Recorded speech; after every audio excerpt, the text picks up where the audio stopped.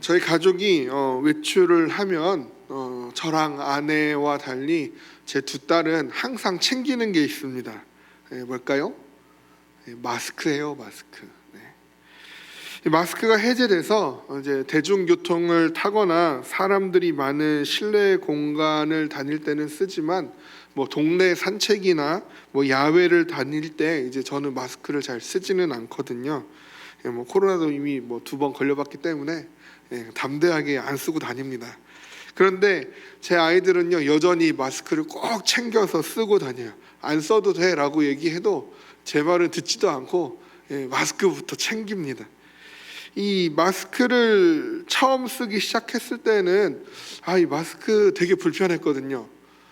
빨리 마스크를 벗었으면 좋겠다라는 생각을 많이 하고 다녔고 마스크를 벗을 날이 속히 오기를 많이 기다렸습니다. 그런데 막상 마스크를 벗어도 된다고 하는 때가 왔는데 거리를 다녀보거나 버스를 타거나 지하철을 타면 대부분 다 마스크를 하고 계시더라고요. 오늘 이 자리에서도 마스크를 쓰신 분도 있고 안 쓰신 분도 있습니다.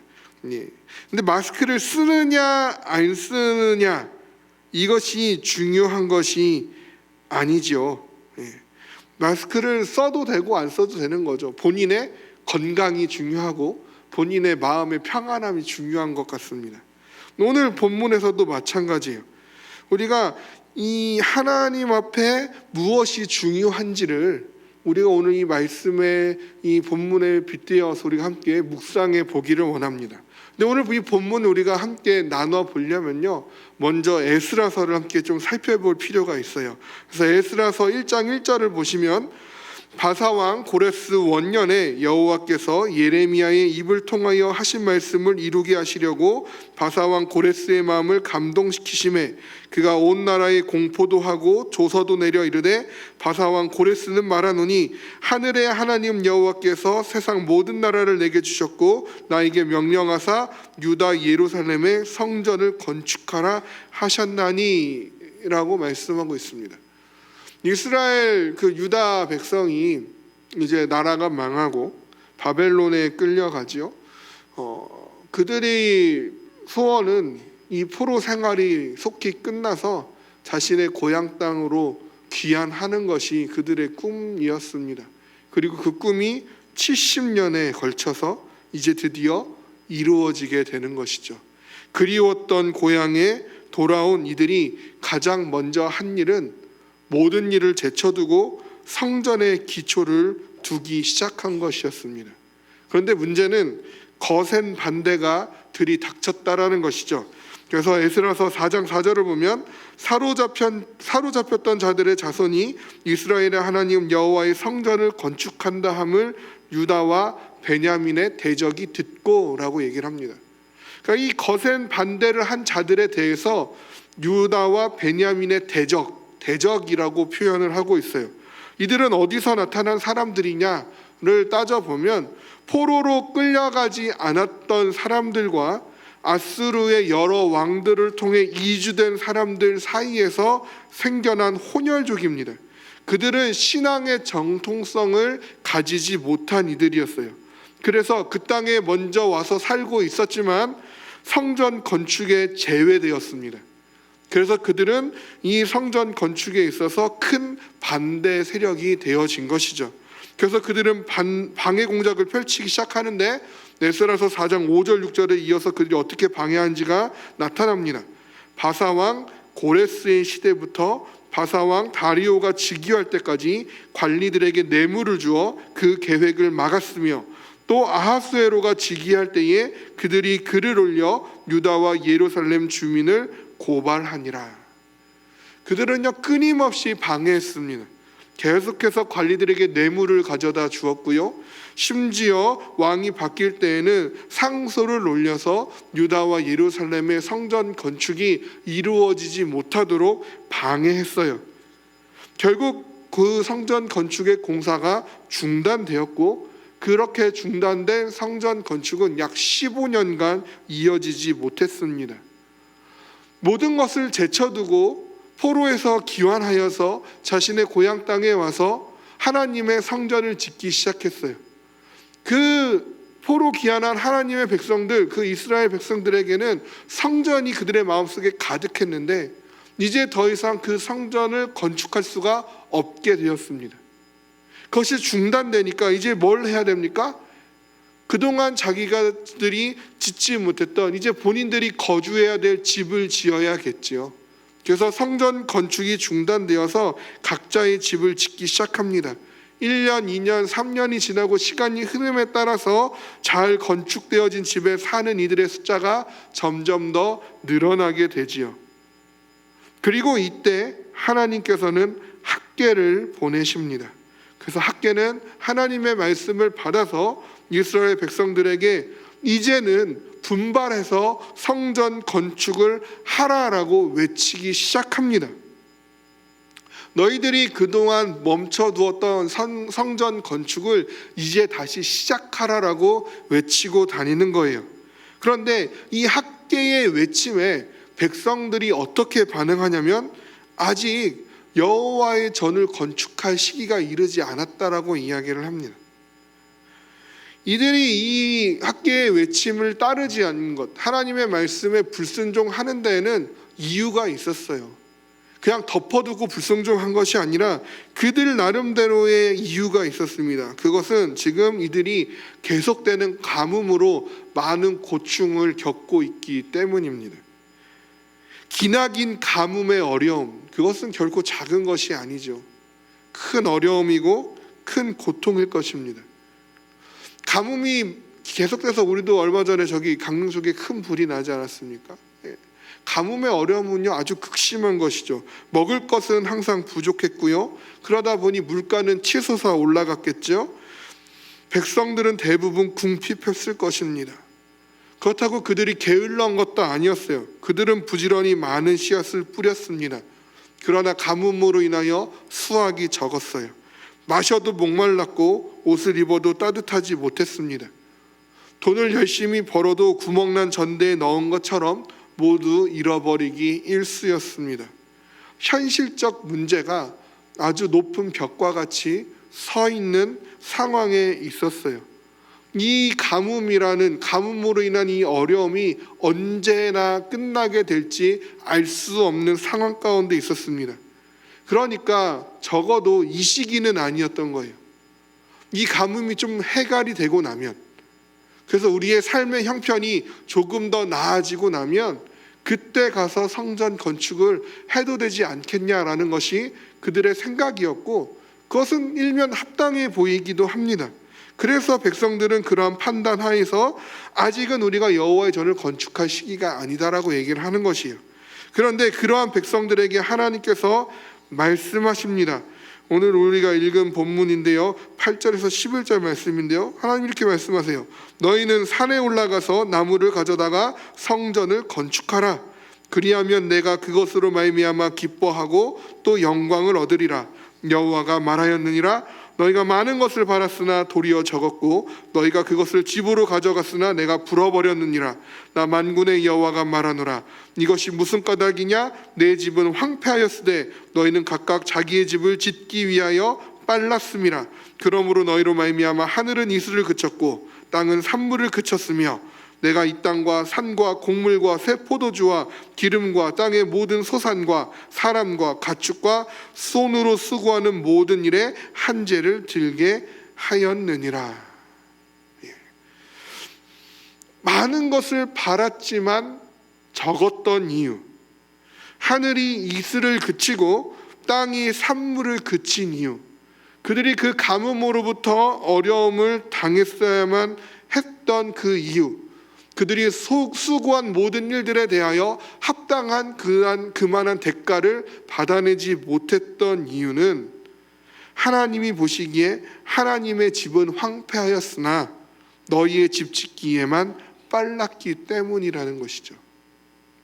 지금 백성들은요, 가뭄이라서, 환경이 너무나 어려워서 이 어려움이 지나가면, 내가 좀 먹고 살만해지면, 생활이 형편이 나아지면 그 다음에 라고 말하고 있지만 하나님은 지금 그 백성들에게 반대로 요구하시는 거예요.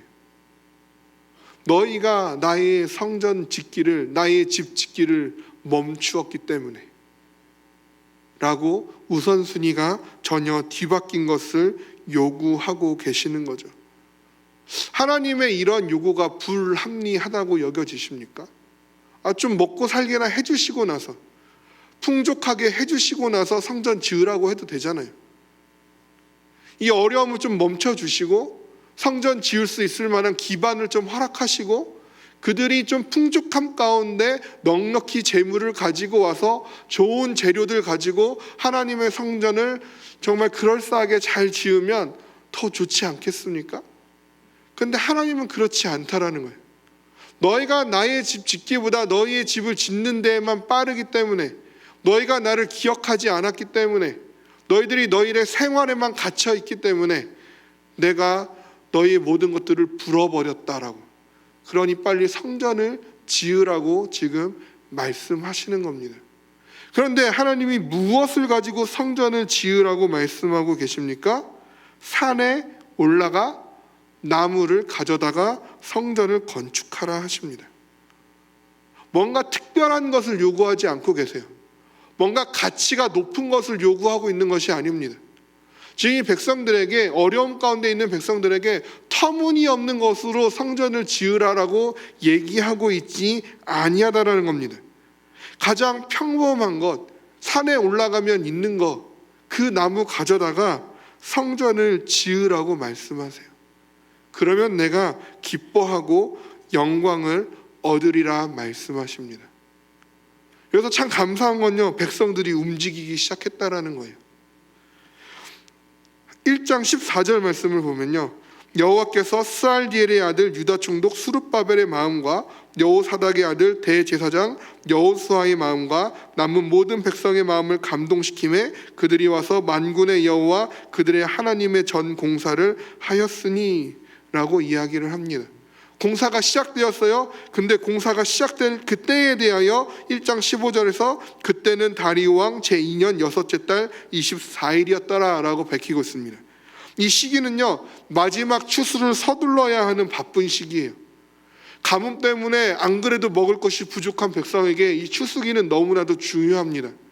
그렇지만 이 백성들이 그 하나님의 말씀을 듣고 자신들이 먹을 것을 거둬들여야 할 그 시기에 하나님의 전 공사를 하기 시작하였더라는 것이죠. 그것이 하나님께 영광이 되고 하나님께 기쁨이 된다라는 것이에요. 그래서 그 곡식 거두기를 마치는 절기인 이 수장절이라고 불리는 이 절기에 두 번째 하나님의 말씀이 임합니다. 2장 3절인데요. 너희 가운데 남아있는 자 중에서 이 성전의 이전 영광을 본 자가 누구냐? 이제 이것이 너희에게 어떻게 보이느냐? 이것이 너희 눈에 보잘것없지 아니하냐. 산에 있는 나무를 가져다가 하나님의 말씀대로 성전을 짓고 봤더니 이 성전의 영광이 어떠하냐? 이전 영광을 본 자들아, 너희들이 이 성전이 너희 눈에 어떻게 보이느냐라고 물어보시는 거예요. 이 성전의 이전 영광이라는 것은 솔로몬 성전을 얘기하고 있는 것이에요. 솔로몬 성전의 영광을 말씀하고 있는 겁니다. 그러니까 지금 이 나무로 만든 성전을 짓고 있는, 이 나무로 된 성전을 지은 자 중에는 솔로몬 성전을 본 자들이 있는 것이죠. 지금 이 다리오 왕 2년이기 때문에 주전 520년이고 솔로몬 성전이 무너진 게 주전 586년입니다. 그러니까 그 시기가 크게 차이가 나지 않는단 말이에요. 살아서 솔로몬의 성전을 눈에 본 자들이 있어요. 솔로몬의 성전을 본 자들에게 지금 너희가 지은 이 나무로 된 성전이 어떻게 보이느냐고 하나님이 물어보시는 거예요. 그럼 솔로몬 성전의 영광은 어떠했었습니까? 열왕기상 6장 후에 보면요, 이렇게 솔로몬 성전에 대해서 말씀합니다. 성전 안에 입힌 백향목에는 박과 핀꽃을 아로새겼고 모두 백향목이라 돌이 보이지 아니하며 여호와의 언약궤를 두기 위하여 성전 안에 내소를 마련하였는데 그 내소의 안은 길이가 20규빗이요 너비가 20규빗이요 높이가 20규빗이라 정금으로 입혔고 백향목 제단에도 입혔더라. 솔로몬이 정금으로 외소 안에 입히고 내소 앞에 금사슬로 건너지르고 내소를 금으로 입히고 온 성전을 금으로 입히기를 마치고 내소에 속한 제단의 전부를 금으로 입혔더라. 지금 나무를 가져다가 지은 성전과 이 금으로 입힌 솔로몬의 성전은 비교할 바가 되지 못하겠죠. 나무 중에 가장 고급 소재라고 할 수 있는 백향목을 사용했고요. 온갖 성전의 기물들과 제단과 온 성전을 금으로 입혔습니다. 그 크기와 그 쓰여진 재료들, 그 완공되었을 때의 모습, 얼마나 웅장하고 화려했을까요?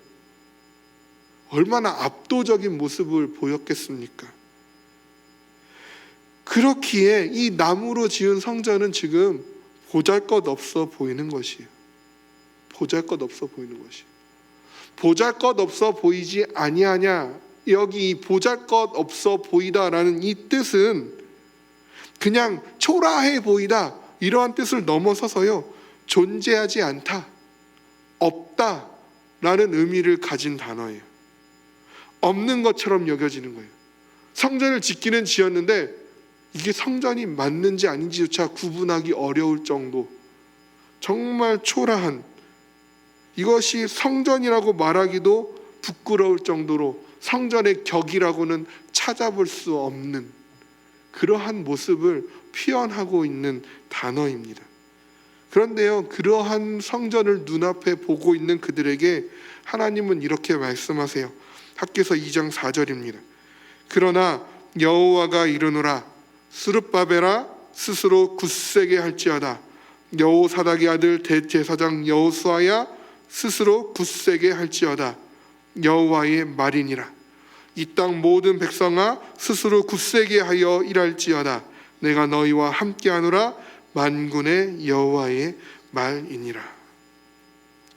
이 2장 4절 이 한 구절의 말씀에 3번이나 반복하여 말씀하시기를 스스로 굳세게 할지어다 라고 말씀하고 있습니다. 스스로 굳세게 하다, 이 영어 성경을 찾아보면요, be strong이라고 얘기하고 있어요. 강하게 하라. 스스로 강하게 하라. 눈에 보이는 것이 전부가 아니다 라고 말씀하시는 거예요. 너희의 마음에 자리 잡은 그 판단과 생각이 전부가 아니라고 얘기하시는 거예요. 너희 눈에 아무리 초라해 보여도, 너희 눈에 아무리 부족해 보여도, 모자라 보여도 괜찮다라는 거예요. 그것이 가진 화려함이, 웅장함이, 그 압도함이 중요하지 않다고 말씀하시는 거예요. 흔들리지 말라고, 좀 모자라고, 좀 부족해도, 기대에 못 미쳐도, 보잘것없어 보여도, 없는 것처럼 여겨져도, 아무것도 아닌 것처럼 여겨져도 괜찮다고, 나는 그것이 기쁘고 그것이 나에게 영광이 된다고 말씀하고 계시는 겁니다. 그러니 스스로 강하게 하라고, 스스로 굳세게 하라고 그렇게 백성들에게 말씀하셔요. 왜 그렇습니까? 내가 너희와 함께 하노라. 나무로 지어도 괜찮다고, 솔로몬의 성전보다 아무리 보잘것없어도 상관없다고. 왜냐하면 내가 너희와 함께 하고 있기 때문에. 중요한 것은요, 하나님께서 함께 하느냐 그렇지 않느냐는 것입니다. 나무를 가져다 만들었든 금을 가져다 만들었든 그게 중요한 게 아니라는 거예요. 중요한 건요, 그곳에 하나님께서 함께 하시느냐 함께 하지 않느냐가 중요한 것이라는 것이죠. 힘센 용사 같은 골리앗이든 자그마한 소년 다윗이든 그게 중요한 게 아니에요. 그것이 승패를 결정짓는 것이 아닙니다. 하나님이 누구와 함께 하시느냐가 승패를 결정짓는 것이죠. 850명의 인원이든 엘리야 단 한 사람이든 숫자가 승패를 결정하지 않습니다. 무엇이 승패를 결정합니까? 하나님이 누구와 함께 하시느냐가 승패를 결정하게 되는 것이죠.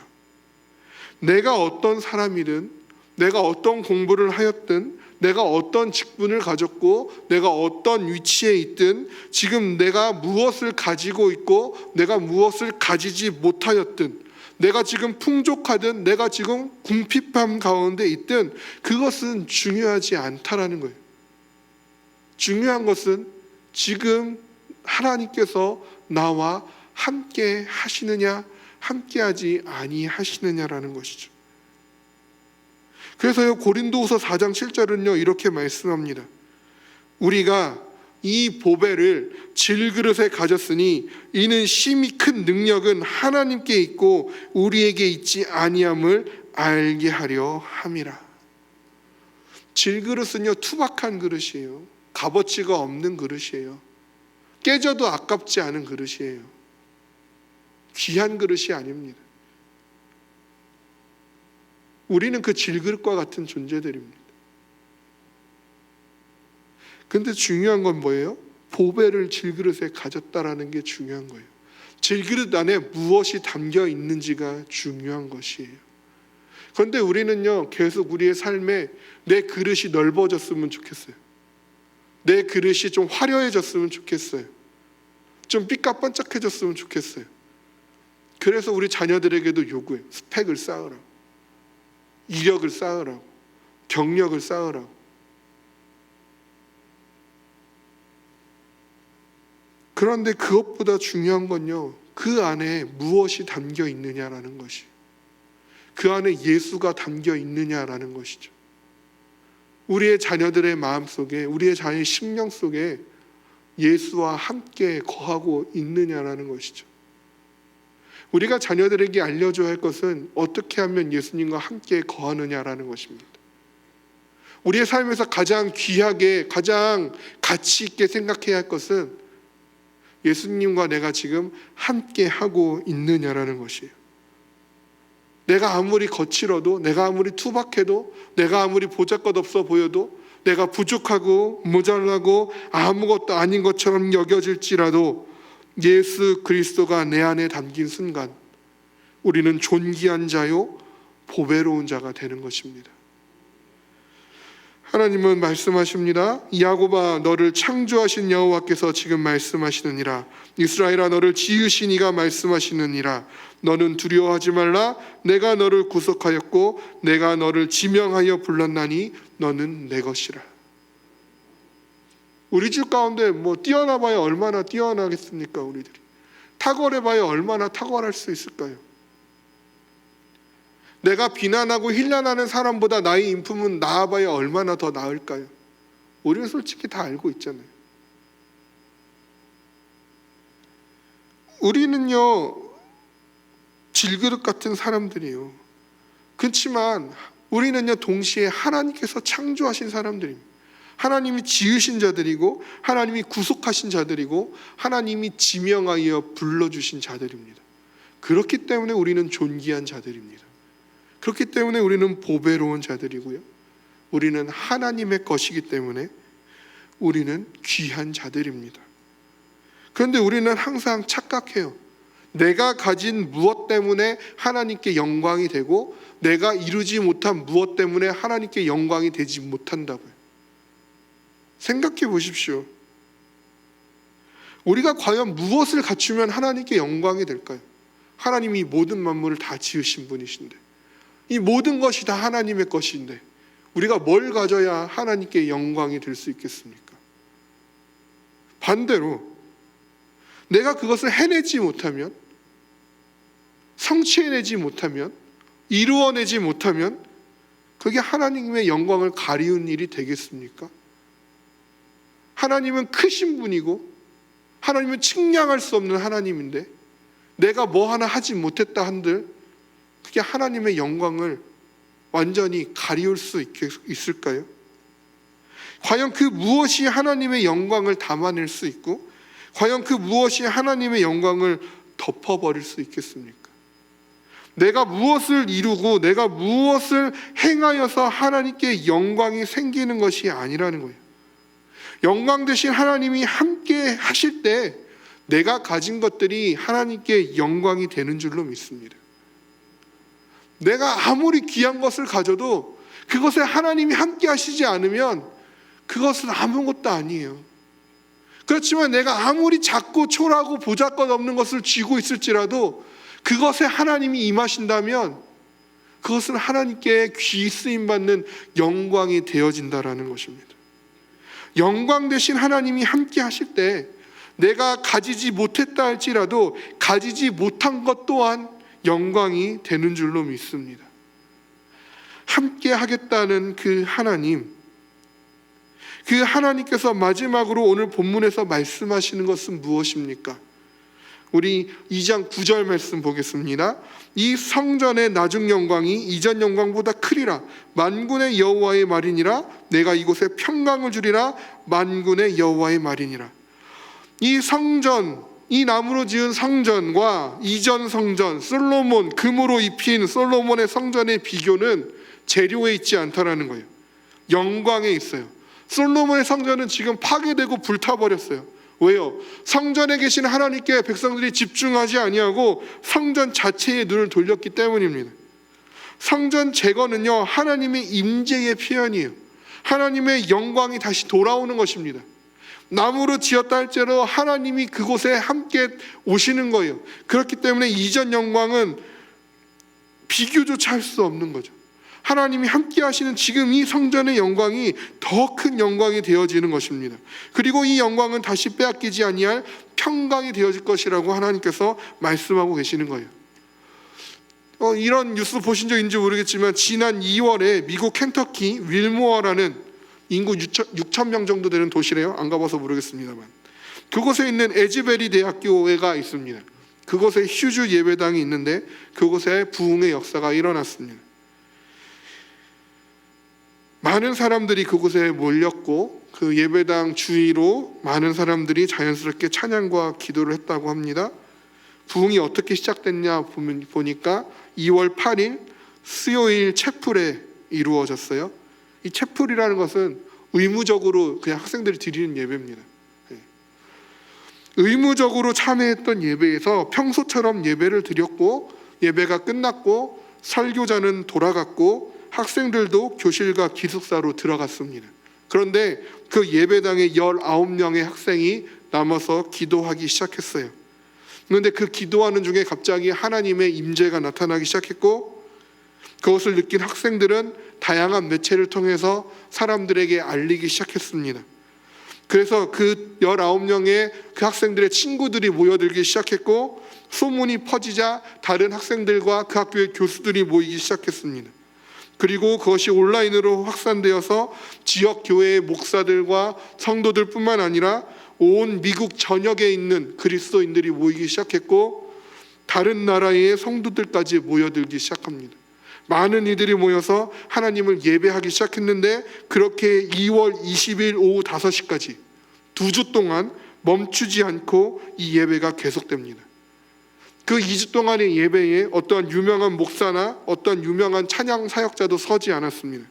평범한 성도들의 예배가 2주 동안 계속되었고 그 현장을 찾은 류웅열 목사님이 현장을 찾았는데 그가 영상에서 이렇게 얘기합니다. 부흥의 현장은 어떤 거대한 역사가 나타난 것이 아니라 너무나 조용하고 평온하고 질서가 있었습니다. 하늘이 갈라지는 역사, 폭풍우가 일어나는 거센 파도가 아니었습니다. 참석한 사람들 마음마다 차분하게 임하는 하나님의 영적 임재로 가득했습니다.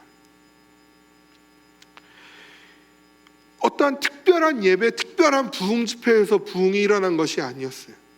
그냥 한 대학교에 평소와 다름없는 의무적으로 드려야 할 그 수요일에 드려진 예배에 똑같이 예배를 드렸고 그 예배를 마쳐진 후에 학생들이 기도하기 시작했을 때 알려지지 않은 자들, 그들의 기도를 통하여 알려지지 않은 예배, 그 평범한 예배 가운데 하나님의 부흥이 시작되었습니다. 그런데 이 부흥이 그냥 시작된 것이 아니라 이미 이 19명의 기도가 있기 전에 2019년부터 에즈베리의 부흥을 위해 기도했던 교수들이 있었고 학생들이 있었어요. 그들이 끊임없이 에즈베리의 부흥을 위해서 기도했습니다. 그리고 그 기도의 결과 평범한 예배 가운데 평범한 사람들을 통해서 부흥은 일어났습니다. 하나님은요 특별한 것을 원하지 않으세요. 나무를 가져다가 전을 건축하라 말씀하십니다. 중요한 것은요, 성실하게 하나님을 찾는 것이고 성실하게 끊임없이 하나님과 함께 하는 것입니다. 우리의 눈이 하나님 아닌 것에 빼앗기지 아니하기를 원합니다. 하나님 아닌 것에 우리가 집중하기 시작할 때 우리는 오히려 하나님의 영광을 빼앗기게 되는 것입니다. 하나님이 나와 함께 하시느냐, 하나님과 함께하긴 그 모든 것에 나의 초점을 둘 때 하나님의 영광과 평강은 우리에게 주어질 줄로 믿습니다. 하나님의 부흥은 오늘 이 자리에 우리에게도 충분히 임하실 수 있음을 믿습니다. 하나님과 함께하고자 하는 그 간절한 마음, 그 믿음을 오늘 우리가 하나님께 올려드리기를 원합니다.